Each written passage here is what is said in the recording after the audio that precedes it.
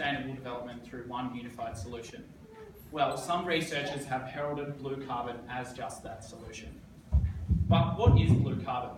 Well, blue carbon is essentially the carbon that is captured and stored in coastal ecosystems like mangroves, seagrasses, and tidal salt marshes.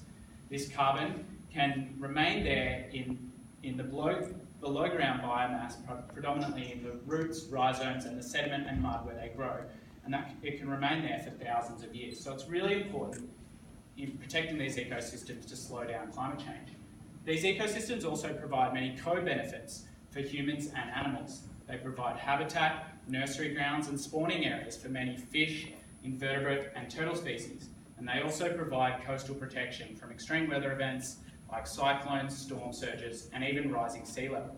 So they're also really important for enhancing biodiversity and helping us adapt to the impacts of climate change.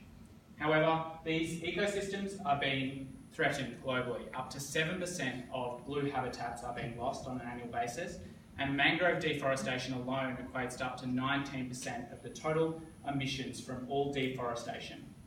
So we really need more effective and novel ways of conserving and protecting these ecosystems into the future. So blue carbon projects are essentially where carbon polluters will invest in protecting and restoring these blue ecosystems. However, they have two key requirements. The first one is that a blue carbon project needs to, the carbon sequestration needs to be additional to what would have happened if the project had not been rolled out under current or normal conditions. And secondly, the project needs to ensure that the carbon remains in the ground for a given time period, and that's usually 25 or 100 years. So my research has identified that locally managed marine areas, or LMMAs, could meet these blue carbon requirements. The Locally Managed Marine Area Network was established in the 1990s and now is a global network in more than 30 countries with 9 national networks. The most prestigious network is the Fijian Locally Managed Marine Area Network, and that's where I did my research.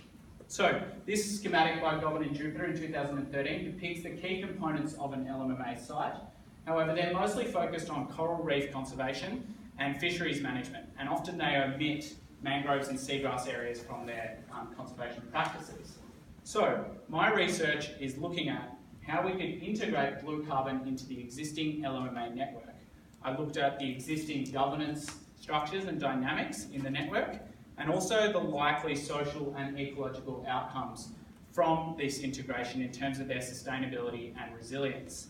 I used semi-structured interviews with 16 specialists and conservation practitioners working in the South Pacific region, a region where a lot of mangrove deforestation is occurring, and also focus group discussions with one of Fiji's oldest LMMA sites to gain a community perspective. From my research, I've identified some key constraining factors on this integration. The first one is that localised sources of pollution, such as oil spills, shipwrecks, poor waste and sanitation management, and agricultural runoff continue to prevent these ecosystems from being healthy and functional. Furthermore, poorly planned restoration projects for mangroves and seagrass meadows have often failed across the region because species diversity, planting orientation, and natural design features have not been taken into account. Furthermore, coastal development is preventing these ecosystems from adapting to environmental stresses and environmental change like sea level rise, and also resulting in widespread mangrove reclamation for tourist resort development, amongst other things. And finally, a lack of compliance and enforcement continues to result in widespread poaching in a lot of these LMMA sites. However, there are some key enabling factors that I identified through my research for this integration. The first one is that the LMMA approach builds on established traditional governance approach and systems, and that has resulted in social cohesion in these communities by bringing together previously disconnected villages and decision makers to more sustainably manage their coastal resources. Furthermore, these communities have experience working with external agencies like universities, NGOs and government agencies, and so any prospective blue carbon project that would require that kind of collaboration could build on current practices and approaches.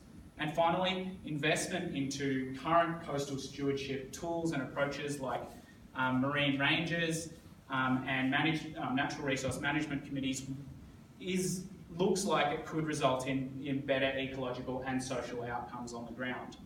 So overall, these blue carbon ecosystems are critical for humans and the environment. However, they are being destroyed globally, and we need new ways to conserve them. The locally managed marine area network provides an established conservation tool that we could use, and we should be looking to invest in coastal stewardship through such a network approach. And there's a lot of opportunities to do that. Thank you.